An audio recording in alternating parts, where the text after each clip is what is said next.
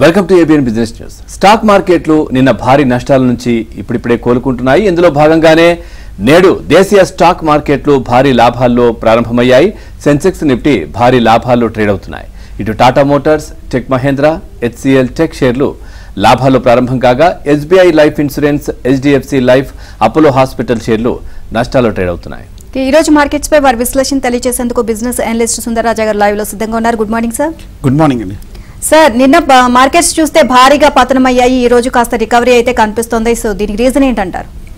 Market చూస్తే కనుక ఇవాళ రికవరీ రావడానికి ప్రధానమైన కారణం చూస్తే కనుక ఒక న్యాచురల్ టెక్నికల్ రీబౌండ్ అనుకోవచ్చు. మనం మార్కెట్ చూస్తే కనుక నేను ఒక భారీ పతనం మన మార్కెట్లో వచ్చిన తర్వాత ఇవాళ ఒక టెక్నికల్ రికవరీ అనేది కనిపించింది. ఎందుకంటే రెండు ట్రేడింగ్ సెషన్స్గా చూస్తే కనుక మన మార్కెట్లో 1000 పాయింట్ల వరకు పడింది. అంటే ఇంచుమించు 4 to 5% వరకు పట్టమని చూసాము. అలాగే అమెరికన్ మార్కెట్స్, అలాగే జాపనీస్ మార్కెట్ చూస్తే కనుక నిన్న పడక ముందే మన లాస్ట్ 1 monthగా కంటిన్యూస్గా స్లోగా తగ్గుతూ వస్తుంది. కానీ అమెరికన్ మార్కెట్స్ పడుతున్నప్పుడు మన మార్కెట్ పెద్దగా పట్టించుకోలేదు. ఎందుకంటే మన మార్కెట్లో కన్సిస్టెంట్గా కంటిన్యూస్గా బయింగ్ రావడంతో మార్కెట్ 25,000 వరకు వెళ్ళటం అనేది మనం చూసాం. సో నిన్న ఒక భారీ నీజర్ రియాక్షన్ తర్వాత మళ్ళీ మార్కెట్స్ కొంచెం కుదురు పట్టాక మార్కెట్లో ఒక స్వల్ప రికవరీ వచ్చింది. సో కానీ ఓవరాల్గా చూస్తే కనుక మేజర్ అంశాలు అంటే మేజర్ కన్సర్న్స్ ఏవైతే మార్కెట్ని వేధిస్తున్నాయో అటువంటి వాటిల్లో ఏమాత్రం ఒక పాజిటివ్ టర్న్ అరౌండ్, ఏమాత్రం ఒక పాజిటివ్ ఇండికేషన్స్ అయితే ఇంకా మనకి అన్ఫోల్డ్ కాలేదు. ఫర్ ఎగ్జాంపుల్ మనకి తెలిసిందే, మనకి అమెరికాలో మనకి జాబ్స్ డేటా, అన్ఎంప్లాయ్మెంట్ డేటా భారీగా పెరగటం అనేది మనం చూసాము. అలాగే మనం చూస్తే కనుక గ్రోత్ కన్సర్న్స్, ముఖ్యంగా కార్పొరేట్ కంపెనీస్ అని కూడా కొన్ని డిసప్పాయింటింగ్ రిజల్ట్స్ ప్రకటించడం చూసాం. ఇన్ఫ్యాక్ట్ లాస్ట్ ట్యూస్డే కూడా మనం అనుకున్నాము ఈ రెండు అంశాలు మన మార్కెట్ని నెక్స్ట్ ప్రభావితం చేసే అంశం. సో ఈ రెండు ఇష్యూస్ మీద పెద్దగా ఏవి మనకి సబ్సిక్వెంట్గా మనకి ఏ విధంగా మనకి అన్ఫోల్డ్ అవుతుందో చూడాలి. దాన్ని బట్టి మన మార్కెట్ డైరెక్షన్ తీసుకునే అవకాశాలు ఉంది. కానీ ఇవాళ జస్ట్ ఒక స్పెక్యులేటివ్ రీబౌండ్ అనుకోవచ్చు. సార్, ఆర్థిక మాంద్యం అంటూ ఉంటారు. అసలు ఏంటి సార్ ఆర్థిక మాంద్యం ఏర్పడితే అసలు ఏంటి, దాన్ని ఏ విధంగా అర్థం చేసుకోవాలంటారు? ఈ మధ్య మనం చూస్తున్నాము ఒక 2-3 ఏళ్ల క్రితం మనం ఒకసారి చూస్తే కనుక అమెరికాలో కొంచెం రిసెషన్, ఆర్థిక మాంద్యం, కొంచెం గ్రోత్ స్లో డౌన్ వస్తుందని మన వార్తలు విన్నాం. కానీ తర్వాత కొంచెం కార్పొరేట్ సెల్స్ బాగా రావడంతో జీడిపి అక్కడ కూడా బాగా రావడంతో లాస్ట్ 2 ఏళ్ళుగా పెరిగిన విషయం తెలిసింది. మళ్ళీ 2 ఏళ్ల తర్వాత మనకి తెరపైకి మనకి ఆర్థిక మాంద్యం, మనకి రిసెషన్ వార్తల్ని వింటున్నాం. సో బేసికల్గా మనం ఈ రిసెషన్ని ఏ విధంగా మనం అర్థం చేసుకోవచ్చు, ఏ విధంగా మనం కన్ఫర్మేషన్, ఏ విధంగా మనం ఇండికేషన్స్ తీసుకోవచ్చు అని చూస్తే కనుక 2 ప్రధానమైన డేటా మనం చూడాలి. ఒకటి జాబ్స్ డేటా, రెండోది కార్పొరేట్ రిజల్ట్స్. ఒకటి జాబ్స్ డేటా చూస్తే కనుక జనరల్గా థియరీ ప్రకారం చూస్తే కనుక మనం చూడాల్సింది లాస్ట్ 1 year సగటు యావరేజ్ డేటా ఏ విధంగా ఉంది, లాస్ట్ మనకి ప్రస్తుతం లేటెస్ట్ డేటా ఏ విధంగా ఉంది చూడాలి. ఒకవేళ కనుక last 1 year lowest average price కన్నా 0.5% పైన ఉందంటే కనుక కరెంట్ అన్ఎంప్లాయ్మెంట్ డేటా, అప్పుడు కొంచెం రిసెషన్ స్లో డౌన్ ఉన్నట్టు అర్థం చేసుకోవాలి. ఈ సిచ్యువేషన్లో మనం గమనిస్తే కనుక లాస్ట్ 1 yearగా అమెరికాలో అన్ఎంప్లాయ్మెంట్ డేటా చూస్తే కనుక 3.5% వచ్చింది. దాంట్లో ఆ 3.5కి ఒక 0.5% ఎక్స్ట్రా యాడ్ చేస్తే 4% అనేది వచ్చింది. ఈ 4% పైన కనుక మనకి కరెంట్ అన్ఎంప్లాయ్మెంట్ డేటా వచ్చిందంటే కొంచెం రిసెషన్ ఇండికేషన్స్ వచ్చింది అనుకోవచ్చు. సో నిన్న డేటా మనకి మన గురువారం, శుక్రవారం చూస్తే కనుక 4.1 అంటే ఈ ఎక్స్పెక్టెడ్ 4% పైగా వచ్చింది. కాబట్టి మార్కెట్లో ఒక్కసారిగా ప్యానిక్ అనేది వచ్చింది. అలాగే మనకి తెలిసిందే లాస్ట్ ఒక కపుల్ ఆఫ్ డేస్గా పెద్ద దిగ్గజాలు, ముఖ్యంగా టెక్ జైంట్స్ 7 మేజర్ టైటాన్స్ చాలా వరకు డిసప్పాయింటింగ్ రిజల్ట్స్ రావడంతో నాస్డాక్ కూడా భారీగా పట్టమని చూసాము. చాలా కంపెనీస్ మనకి వర్క్ ఫోర్స్ తగ్గించుకోవటము, అలాగే కొత్త ఎంప్లాయ్మెంట్ తీసుకోకపోవడం వల్ల మనకి కొంచెం రిసెషనరీ కండిషన్స్ అనేది మనకి రావడం అనేది మనం చూస్తున్నాము. సార్, మార్కెట్స్ లో అయితే రికవరీ కనిపిస్తుంది. మరి అప్ ట్రెండ్ అయ్యే అవకాశం ఉందంటారా? అండ్ మార్కెట్ లో ఏ అంశాలు ప్రభావితం చేస్తున్నాయా సార్, అంటే ఈ వారం బట్టి చూస్తే?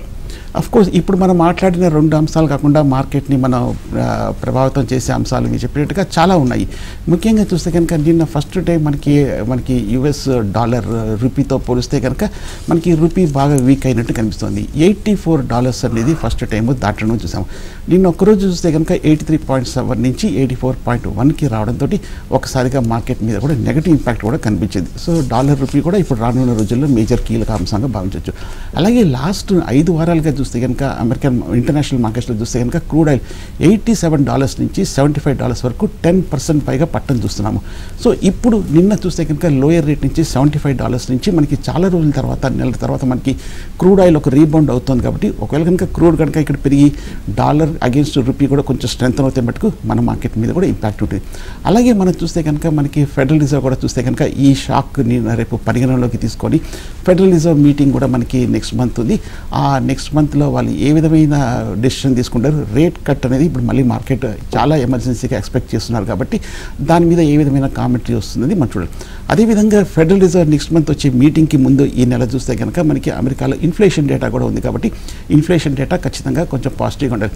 ఇంకో పక్క మన దేశంలో చూస్తే కనుక ఇన్ఫ్లేషన్, ముఖ్యంగా ఫుడ్ ఇన్ఫ్లేషన్, ఆహార ద్రవ్యోల్బణం చూస్తే కనుక మనకి ఫుడ్ ఐటమ్స్ చూస్తే కనుక బాగా పెరగటం అనేది చూసాం. ఎక్సెసివ్ డిమాండ్, కన్సంప్షన్ వల్ల ఫుడ్ ప్రైసెస్ పెరిగింది కాబట్టి సో మన డేటా కూడా చాలా ఇంపార్టెంట్. మనకి అంతకన్నా ముఖ్యంగా మనకి 8వ తారీఖున ఆర్బీఐ కీలకమైన మీటింగ్ ఉంది. ఆ మీటింగ్లో వడ్డీ రేట్లు తగ్గిస్తారా లేదా, లేదంటే ఇన్ఫ్లేషన్ మీద ఏ విధమైన కామెంటరీ ఇస్తారు, ముఖ్యంగా మనకి ఈ లాస్ట్ 2-3 రోజులుగా వచ్చిన గ్లోబల్ సినారియోలో చేంజెస్లో వాటి మీద ఏ విధంగా స్పందిస్తారు, ఏ విధమైన మనకి అవుట్లుక్ ఇస్తారు అనేది మోస్ట్ ఇంపార్టెంట్. సో ఈ 3 అంశాల మీద మనకి మార్కెట్ షార్ట్ టర్మ్లో మూవ్ అయ్యే అవకాశం ఉంది. సో ఇవన్నీ కూడా కొంచెం టైం పడుతుంది కాబట్టి మార్కెట్ ఇమ్మీడియట్గా రీబౌండ్ అవ్వకపోవచ్చు, మేబీ కొంచెం కన్సాలేషన్, కొంచెం వాలటైల్ అప్స్ అండ్ డౌన్స్ ఉండే అవకాశం కనిపిస్తుంది షార్ట్ టర్మ్లో. సో మార్కెట్లో చాలా స్టాక్స్ పడ్డాయి కదా, మరి ఈ విషయంలో ఇన్వెస్టర్స్ ఎలాంటి జాగ్రత్తలు తీసుకోవాలంటారు?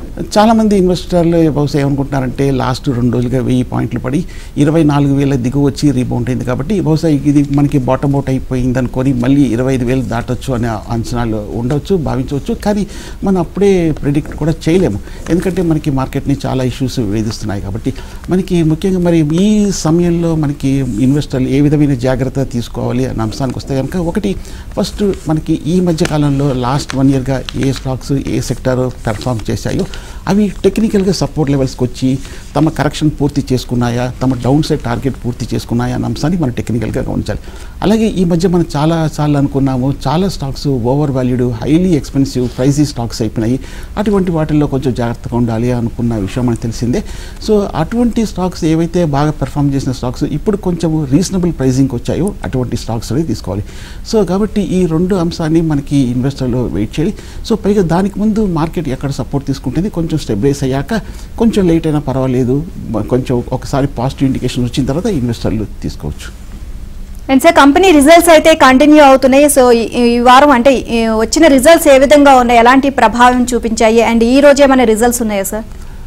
రిజల్ట్ సీజన్ మనకి తెలిసిందే. లాస్ట్ 10-15 డేస్ బ్యాక్ మనకి టీసీఎస్ దగ్గర నుంచి బిగినైంది, రిజల్ట్స్ బాగా వచ్చిన విషయం తెలిసిందే. ఇప్పటివరకు చూస్తే కనుక సుమారుగా ఒక 1200 కంపెనీల దగ్గర నుంచి రిజల్ట్ వచ్చింది.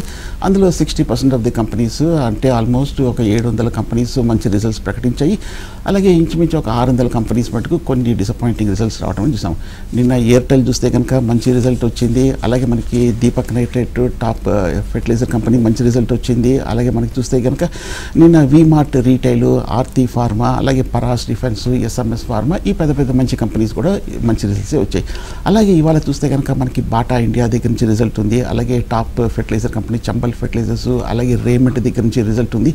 టాటా పవర్, టీవీఎస్ మోటార్స్, అలాగే పవర్ ఫైనాన్స్, లుపిన్, అలాగే ఇండిగో పెయింట్స్, ఇలాంటి టాప్ కంపెనీస్ దగ్గర నుంచి కూడా రిజల్ట్ ఉన్నాయి. కాబట్టి ఇవన్నీ కూడా ఇన్వెస్టర్లు చాలామంది ఇన్వెస్ట్ చేస్తున్నారు కాబట్టి వీటిని కూడా కొంచెం ట్రాక్ చేయాల్సిన అవసరం ఉంది. And sir bank Nifty and small cap, mid cap ఎలా పర్ఫామ్ చేస్తున్నాయి, అండ్ సెక్టర్ వైజ్గా అసలు ఎట్లా ఉన్నాయి సార్?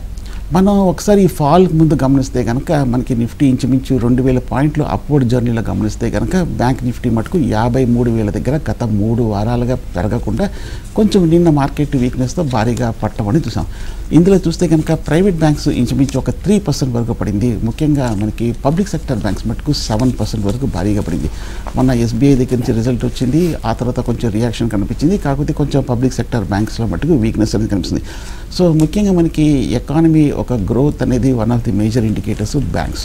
ఈ ఫైనాన్షియల్స్ మార్కెట్ని లీడ్ చేయాల్సి అవసరం. ఎప్పుడైతే మనకి బ్యాంక్స్ మనకి మార్కెట్ ర్యాలీలో లీడ్ చేస్తాయో ఓవరాల్గా మార్కెట్ స్ట్రెంత్ ఉన్నట్టుగా మనం భావించవచ్చు. అదేవిధంగా మనకి నిఫ్టీ చూస్తే కనుక ఇంచుమించు 3% పడినప్పటికీను, బ్యాంక్ నిఫ్టీ 3.5% వరకు పడినప్పటికీను, మిడ్ క్యాప్లో ఒక 4% పైగా పడింది, స్మాల్ క్యాప్ కూడా ఒక 5% వరకు పట్టొచ్చాం. ఇన్ఫ్యాక్ట్ చాలా ఛాంపియన్ కంపెనీస్లో చూస్తే కనుక ఇంచుమించు 500 కంపెనీస్ పైగా చూస్తే కనుక డౌన్ సైడ్ ఫ్రీజ్ పట్టన్స్, అంటే ఆల్ సెల్లర్స్ నో బయర్స్ అనే సిచ్యువేషన్లో ఒక ప్యానిక్ సెల్లింగ్ కూడా రావడం చూసినాం. సో ఇటువంటి సిచ్యువేషన్లో మార్కెట్లో ఇవాళ ఒక 1 డే ఫినామినల్ అనుకోవచ్చు. మేబీ ఇవాళ రికవరీ తోటి మనం అప్పుడే ఒక జడ్జ్మెంట్కి ఒక కంక్లూషన్కి రాలేము కాబట్టి మేబీ కొంతకాలము ఇందాక అనుకున్నట్టుగా కొంచెం వెయిట్ చేయాల్సిన అవసరం ఉంది. మార్కెట్ ఈ వాలిటిలిటీ రేంజ్ చూస్తే కనుక 1000 పాయింట్లు 2000 పాయింట్లు రేంజ్లో అటు ఇటు మూవ్ అవుతుంది కాబట్టి కొంచెం ఆ రేంజ్ అనేది తగ్గాలి, కొంచెం రేంజ్ అనేది లెవెల్స్ అనేది నారో డౌన్ అవ్వాల్సిన అవసరం కూడా ఉంది. నిన్న ఓవరాల్గా చూస్తే కనుక అన్ని సెక్టర్స్లో పోలిస్తే ఎఫ్ఎంసీజీ అంటే మనకి కన్జ్యూమర్, మనకి వినియోగదారుల వస్తువుల వస్తువుల ఐటమ్స్, డైలీ వారి వస్తువుల తయారీ కంపెనీలు మటుకు కొంచెం స్టడీగా ఉన్నాయి. ఫర్ ఎగ్జాంపుల్ బాటా కానీ, లేదంటే కనుక నెస్లే కానీ, బ్రిటానియా కానీ, కాల్గేట్ కానీ, మ్యారికో కానీ, ఇమామి, డాబర్, ఐటీసీ ఇటువంటి కంపెనీస్ మటుకు కొంచెం స్టడీగా ఉన్నాయి. ఎందుకంటే మనకి ఇండియాలో, భారతదేశంలో కన్సంప్షన్ భారీగా పెరిగిన విషయం మనకి తెలిసింది కాబట్టి వాటిల్లో కంటిన్యూస్ సస్టైన్డ్ డిమాండ్ వస్తుంది కాబట్టి ఈ ఎఫ్ఎంసీజీ కంపెనీస్లో మటుకు కొంచెం ఒక నిలకడమైన ట్రెండ్ అనేది